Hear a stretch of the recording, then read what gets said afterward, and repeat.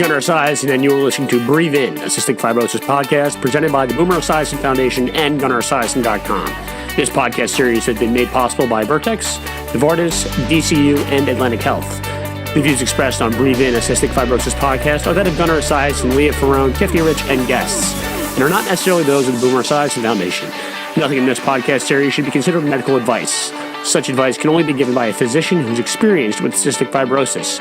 The Boomer Esiason Foundation, Gunnar Esiason, Leah Ferrone, Tiffany Rich, and guests cannot be held responsible for any damage which may result from using the information on this podcast without the permission of your medical doctor. You're listening to Breathe In, a cystic fibrosis podcast.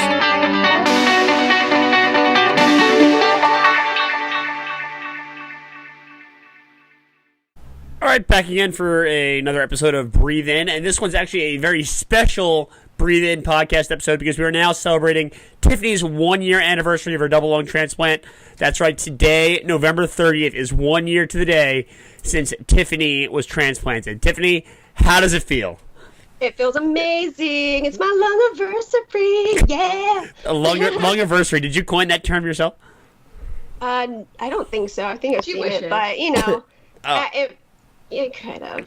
You never know. We can throw a trademark on it and see what happens. Yeah, right. For real. All right. So today, I think what we should do is, since it is your lungiversary, we should talk about your process through lung transplant. We've already talked much about over the past couple weeks leading up to your lung transplant. I think today we should talk about the actual day itself, from the call to the waiting to going to get the actual surgery, and then the recovery period. And I always love to sort of hear what it's like from people who have gone through transplants, to hear, sort of talk about it in their own words. So why don't you tell us about the call? Okay. So the call came at around 2:30 in the morning, my time. And how does that happen? Like, do you have a special phone or what? Yeah. So they call you on your phone, and it was weird because usually I have my phone kind of not near me. Mm-hmm. But like on my bed, so I could feel it vibrate, but not close contact with me. This day, it was on the opposite side of me, and it was tucked under my thigh. Oh. So I felt it, but I missed the first call. Uh-huh. And shame on you. It says on, and it, you're not awake at 2:30 a.m. Yeah. And then, but I saw the last ring, and it said unknown, so I thought maybe it's a telemarketer, something. Yeah, one of those things. But they called right away back, so I was like, oh, well, this must be important. So I got the call, and the doctor was saying, we have an offer for you. And I was like, oh, an offer. Okay. And, you get all jittery and everything, and then my mom goes to work at 2:30 in the morning, so she was up and she came in my room and was like, why are you on the phone? And I'm trying to hear the doctor. Uh-huh. And she's over here chatting, and I was like, it's the call. She's like, oh my gosh, and so they thought I was in down south Brentwood, but I'm up north, so they were giving me extra time. So like, you don't have to be here until 8. I was like, what? How do you go to sleep after a call like this? Uh-huh. So I didn't go to sleep. My mom's frantically. I'm calm as a cucumber over here. Uh-huh. My mom's freaking out, and we didn't have a bag packed because I was going to do that, but I never had the energy. Weren't you on the transplant list for like 2 years? Like more like almost 3. Yeah, and you never had a bag packed for the moment.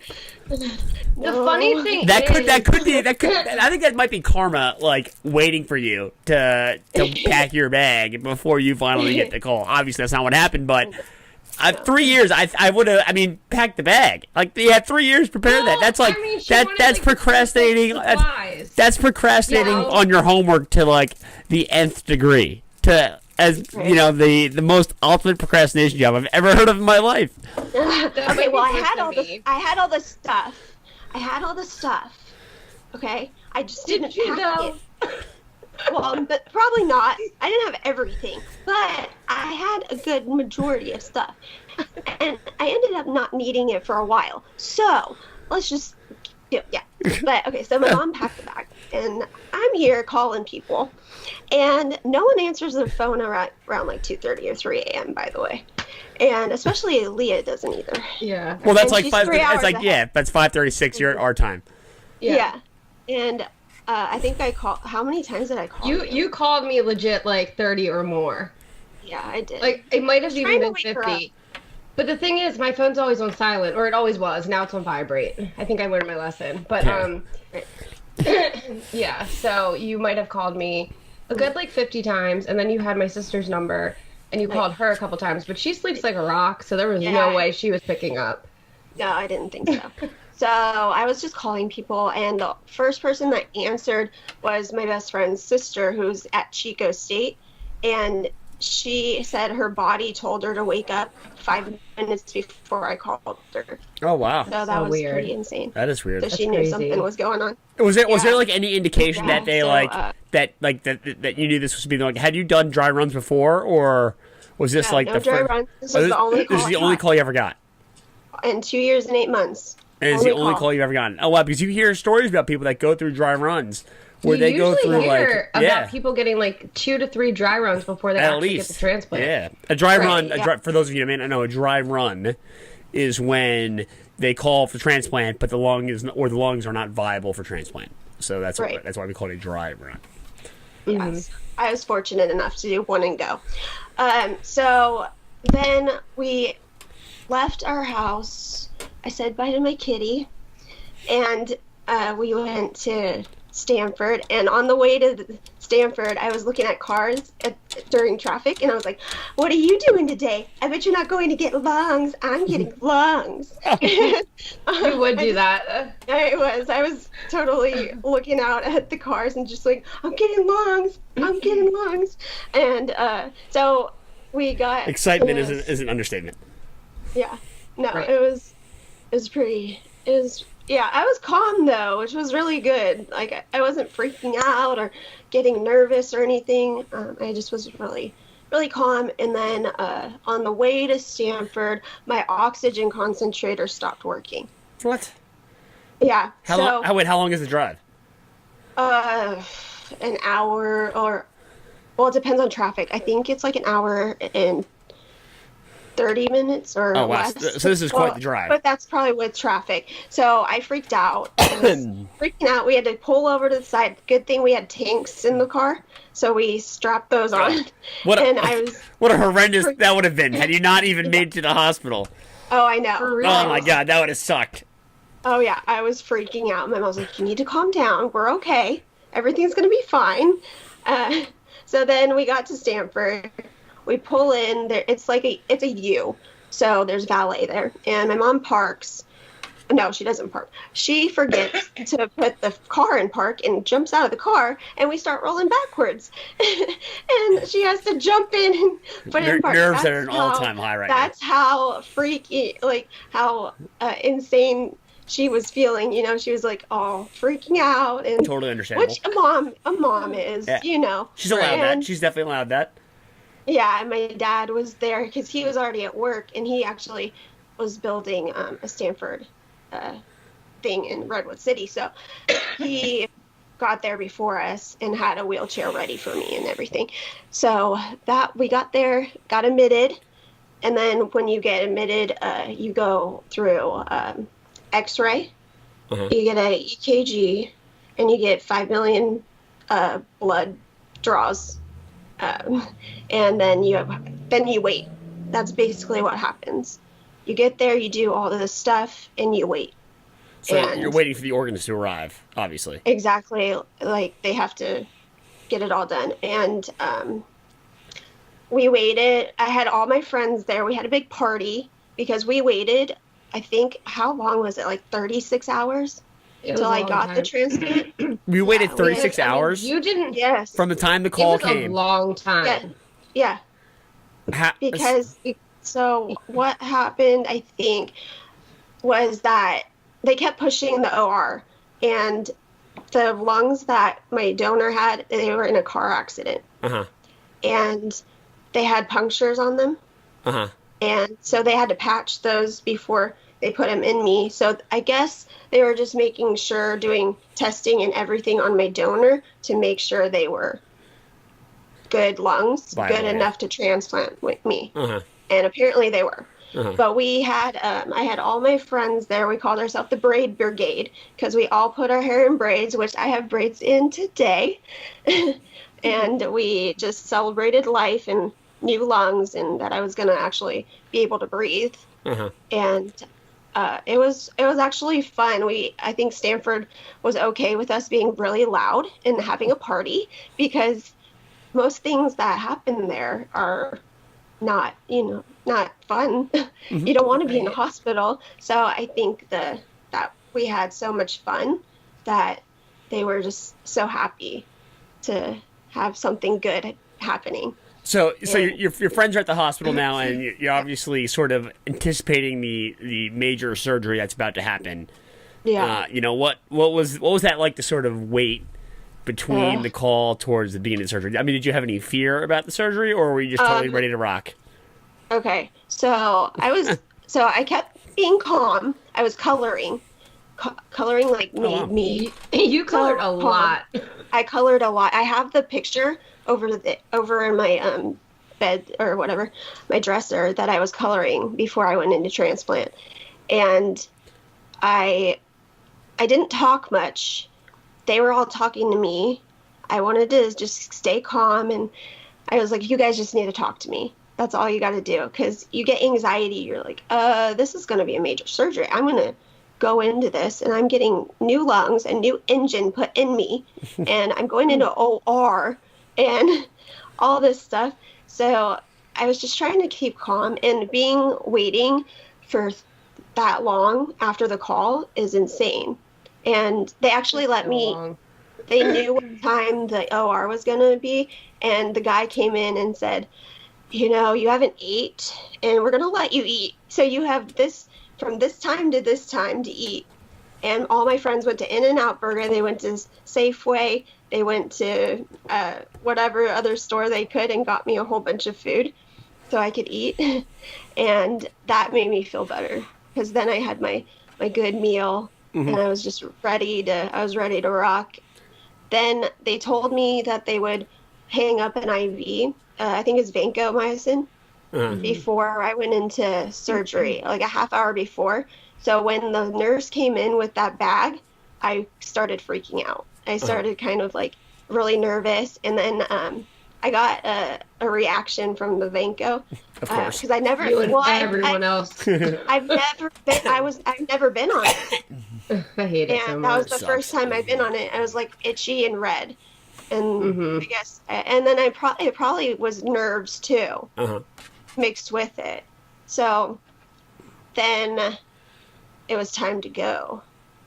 After that, and all my friends were sleeping on the floor, and we were trying to get me to like get a little rest in, but it didn't really happen. But they were sleeping on the floor. They all came from San Francisco, and they had to work the next morning, and they stayed until they had to leave. Until I went in the OR, they stayed. Now, I mean, did you say goodbye, or did you, there's a video. Were you anticipating like coming back? I mean, Oh yeah, no, there was a video of me leaving them. So I didn't cry until I got to the OR doors. I got to the OR doors and I just like let it out. It was a very emotional moment because my life was going to change. I was going to go in there and I'm going to come back with different lungs. Everything's going to change, and for the better, for sure. Yeah. But I was crying because I was saying, it's basically like you're saying see you later, but you're saying goodbye too. Like, you don't know what's going to happen. It's unknown. So I cried and I just told them I love them, and that and to tell Taylor Swift that I love her. And there's a video of me getting rolled in, and the guy that rolled me in, he just told us what was going to happen, and it's a good thing. We're going to get me all fixed. So so then I rolled into the OR and talked to the anesthesiologist about everything. Then I met everybody in there, and then a guy came in on the phone saying, "It's a go. Let's do it." And I got on the table and got my arterial blood IV, the arterial line. Mm-hmm. That they checked. And then they gave me the nice stuff, and Lights out. and I just started. I think I got to like 2, and I was out, and I don't remember anything. And then after that. So how long was the surgery from there? 7 hours and 30 minutes. All right, and then you wake up, or do you kind of come out of it after a few days? You know, what's that like? So I woke up. They were wheeling me somewhere. I woke up for a split second, and I saw my friend Sarah. That's the only person I saw. And she checked a whiteboard on my lap because I told her that I forgot mine. And because when you have a breathing tube, you can't talk. You can't communicate, so I wanted a whiteboard, which I would very highly suggest a whiteboard. It helped me a lot. So that's the only person I saw, and then I went back to bed, and then I was in the ICU. And then I woke up, and I had my breathing tube in. I just remember just waking up and just being like, "Oh, I made it. I'm here." So I mean, how long were you intubated in? You know, what was that recovery process like? So I was intubated. Leah, do you remember? You know what? While we're talking about this, I'm going to go pull up all the posts that I wrote while you were going through this, because I think it was 36 hours, but I'm not 100%. It was something like that. I was intubated, and then I was good. I got up it was 24 hours. I was out of the bed and sitting and walking a little bit. And then I think the next day my heart couldn't handle it. So I had to get intubated again. Oh. And that is definitely not a pleasant thing. No.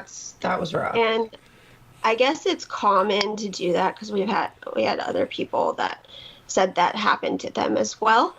Then the intubation was too big for me, I guess, because they had it on hand, and it was too big for my throat, and I was unable to swallow and talk. Like, I had no voice, so that's why I said the whiteboard saved my life for communication. You got extubated within the first 18 hours of recovery. Oh, okay. Yeah. And then I got intubated again. And then I think we kept me intubated for a little while, a few days, just to make sure. I think it was like 3 days, yeah. Yeah. I mean, is that a comfortable thing? I mean, I have no idea. Oh, no, I hated it. Oh, no, You got to a point where you were so, like, delusional from, like, when you're in the ICU as a patient, you don't know, like, what time is the day, what time is the night. A lot of times there aren't windows, things like that. And a lot of people get delusional. And I think you got to the point where you were so delusional and you had so much anxiety and they were trying to treat you for that you kept trying to pull out the tube. And, like, that was, like, their biggest thing. And they had to, like, re-sedate you for a while. I'm stubborn. But it's such a natural reaction for people. Yeah. You know what I mean? Like, you'd think, like, oh, I wouldn't do that if I were in that situation. But, like, imagine having a tube down your throat and, like, you're coming out of something not really knowing, like, what's going on. Right. You know, it's just... Yeah. So then I got better. And then they took out the breathing tube. And I was good. Did good. I got up, walked, and did everything. But I couldn't do the swallow test because that intubation was too big for me. So what is the swallow test? Like, what does that entail? So basically they put a camera up your nose to look down at your vocal cords. And then they give you either ice chip and see how you do swallowing it. And then they go to, like, applesauce. And So, you either choke or, like, that's it? Exactly. Pretty much. Yeah. They just see what you can handle. And my left vocal cord was too slow. It was very lazy because of that. And I couldn't swallow. Now, is there any permanent damage from any of this? No. So it's all sort of good. Yeah, they they were telling me like, oh, it could be permanent damage. We could go in with Botox or whatever. I was like, no, I think I'm going to be okay. Thank you. I'm stubborn with that stuff. I'm like, I don't want to do anything unless I know for a fact. So, we had to do an NG tube, for a while. And then after a little bit, they're like, okay, you lost a lot of weight. I think I went down to 81 pounds. I was 95 when I went into transplant. So I lost a lot of weight, and they decided to do the GJ tube. In your stomach. And so I got that. Right. So we put that in. So I mean, like, that's obviously another surgery. Like, what now? How was that on your lungs? On your new lungs? It was fine, I guess. I was half awake, and I still had chest tubes in, and they were able to do it. It was fine. I didn't feel much. It was just, it hurt afterwards. Yeah, really bad. That pain complained sucks. more about that pain than you did the pain that you had right after transplant. Yeah. Not that you could complain after transplant, because I mean, yeah, totally. You couldn't talk. I've done the G-tube thing. That surgery sucks, right? Like, I mean, the first 3, for me, it was at least 2 or 3 weeks of just like stubborn pain is what I would call it. Right. It's major muscles. So bad. And I didn't want to do PT. I told them, I was like, I can't walk. Because you're right. Well, that was a lot of the problem, is they put that in, and you hadn't really had a lot of PT to begin with, because I mean, you kept getting re-intubated, Yeah. And then you finally were at a place where it was like, okay, now we can start the PT, and they're like, oh, hey, let's shove this in your stomach.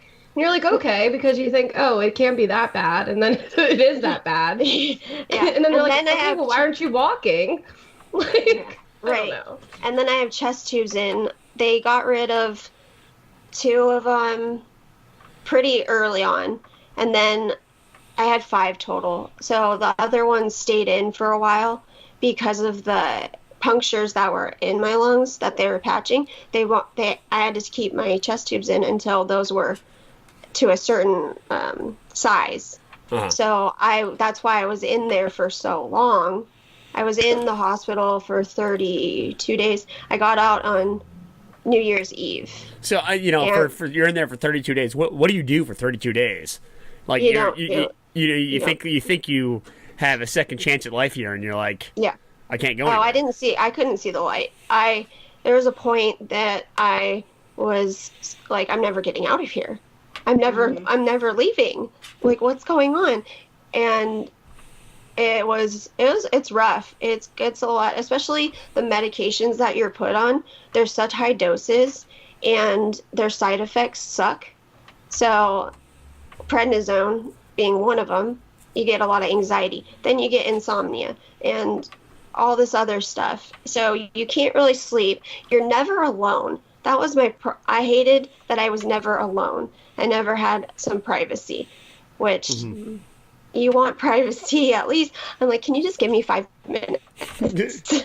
But there's so many, like, everybody would come in at every minute of the time. I had people, and all I want to do is sleep, and I couldn't do that because there's so many people just coming in, which I understand. It's a big surgery, and you need the help, but you need your sanity too. But right. Yeah, I was just fortunate that my mom was there to help me and do everything, for me. And she helped the nurses when they weren't in there. She could do most stuff. I think I always told her, you should just be a nurse because you're doing such a good job with everything.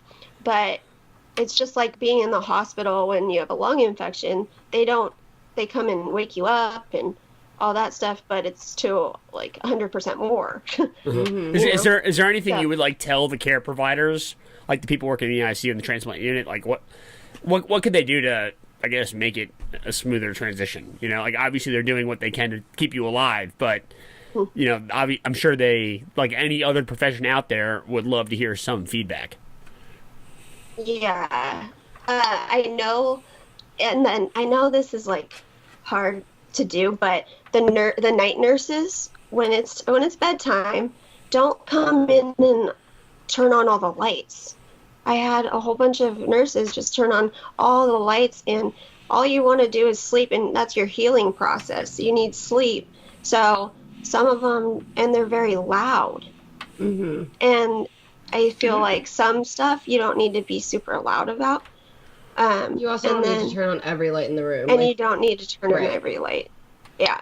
And some of them like have headlamps, which helps. That helps to do that, so that you're not making it so bright. And then that keeps you awake with the lights and stuff, because you think it's day now with all the lights.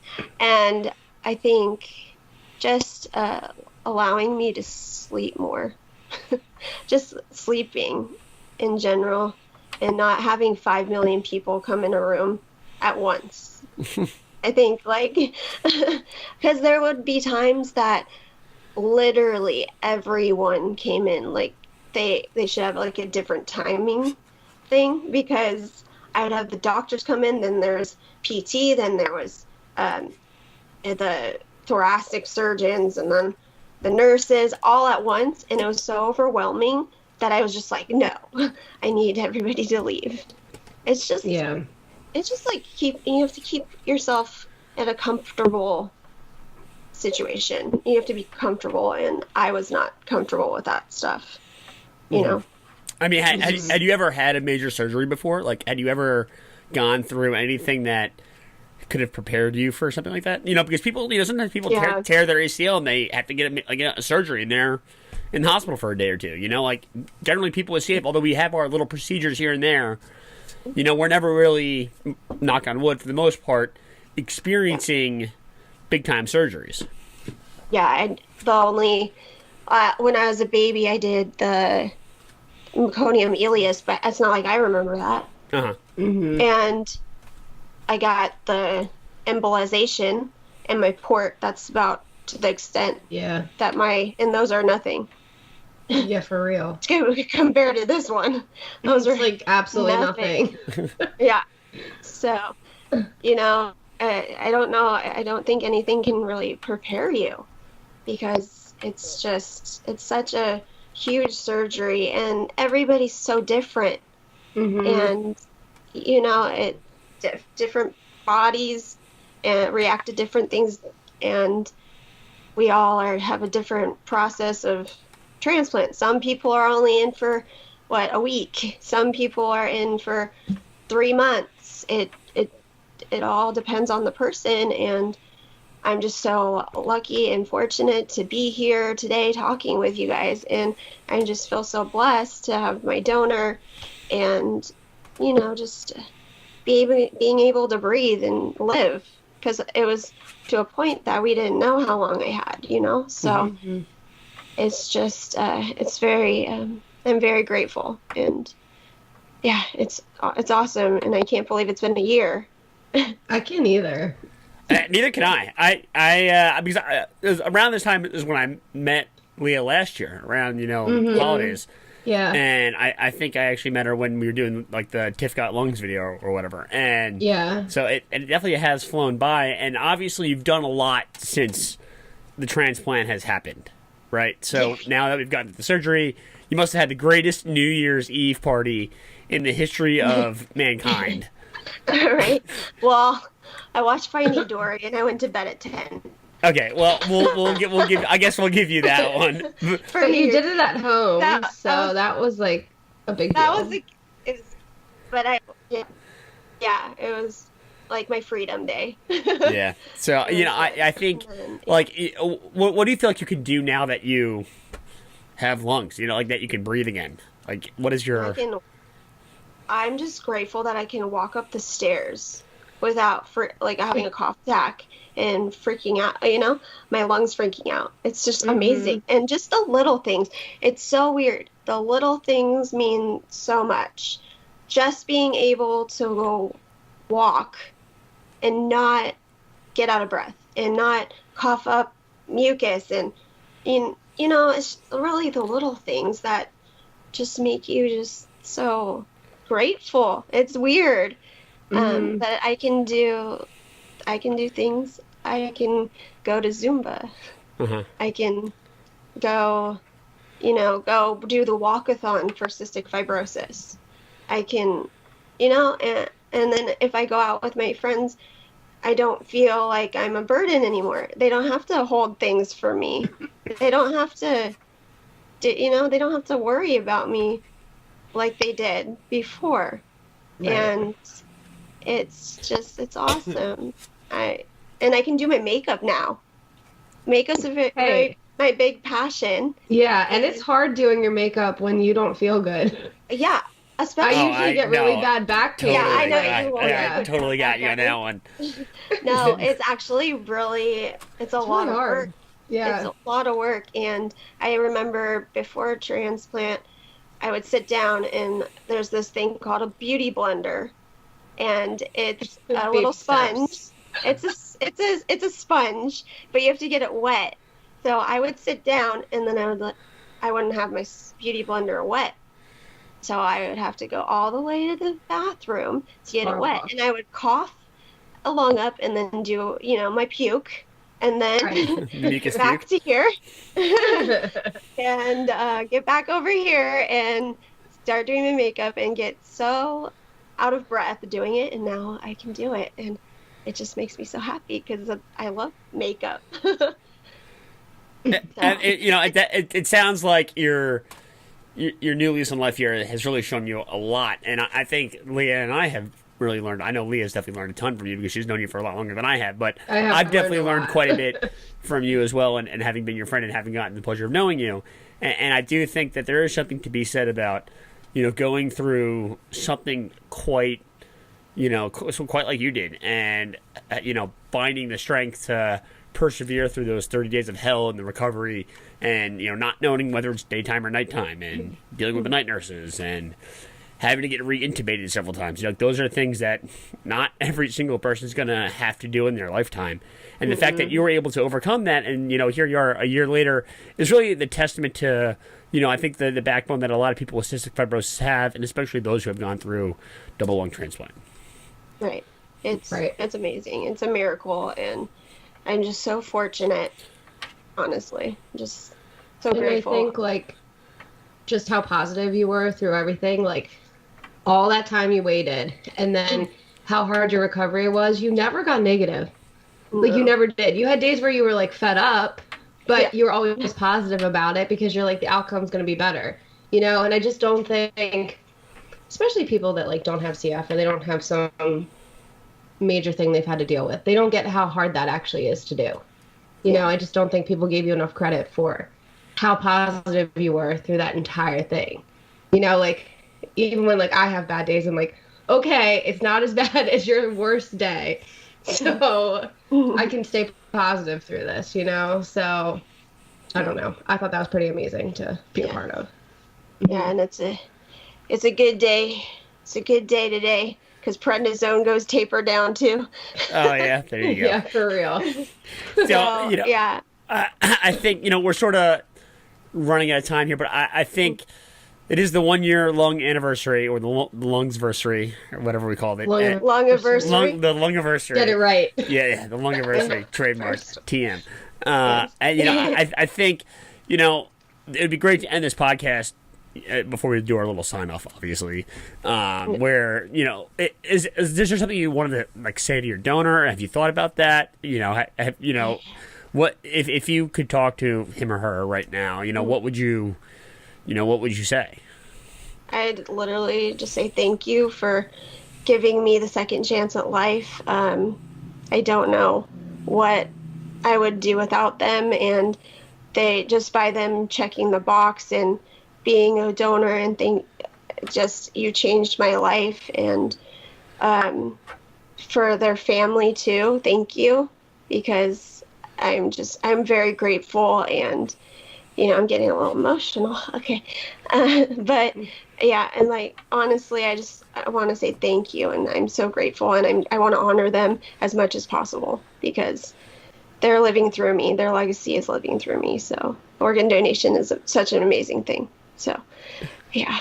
It definitely is. And Tiffany, you are the shining star here on the podcast today, and definitely proof positive that lung transplant and transplantation and organ donation is something that people really need to get involved with, because someone's legacy, like you said, is living on long after they are gone.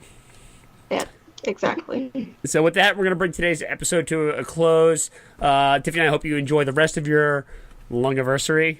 And if you want to see us podcast about something specific, definitely reach out to us. You can get a hold of me at Gunnar's blog at Esiason.org. You can talk to the Salty Sisters at saltysisters@gmail.com. Sisters is spelled like it is on Tiffany's hat, Cysters. There it is. They have the Etsy store. Where's the Etsy store? And Salty Sisters. Yeah. Salty Sisters. You just type in Salty Sisters. That's the store name. There it is. And then you can also get a hold of us on Twitter, Instagram, and Facebook. And remember to follow the podcast on Instagram. Our Instagram handle is at breathe_n_pod. Yes, breathe in pod. All right. And then also on iTunes. Very important to like, share, and review. It's very important. Make sure you do that. Yes. So important. Like, share, review. Oh, and rate. Give us 5 stars. Oh, yeah. 5 right. stars. 5 stars. 5 stars. There it is. For my Lungiversary. Yes, 5 stars. That's 5 my stars. present. Yes, present. 5 stars. Tiffany's presents can be 5 stars on iTunes. Thanks, guys, for joining us today. And Tiffany, thank you so much for sharing your story with us and the audience. Thank you. I'm so happy.